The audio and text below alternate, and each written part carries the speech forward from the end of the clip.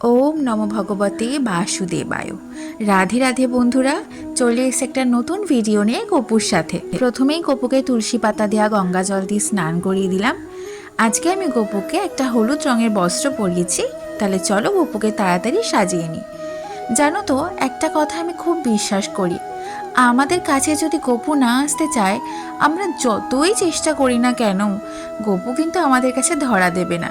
গপুর যখন আসার সময় হবে, ও কিন্তু নিজে নিজে ঠিক চলে আসবে, সব বাধা বিপত্তি অতিক্রম করে। গপুকে পেয়ে আমি সত্যিই ধন্য। গপুকে আমি নিজের ছেলের মতনই ভালোবাসি।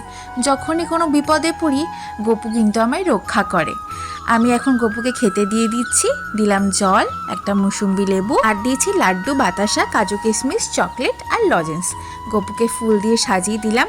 গপুকে আমার সাজানো কমপ্লিট। আবার আসবো নতুন কোনো ভিডিওতে গপুকে নিয়ে। ততক্ষণের জন্য টাটা।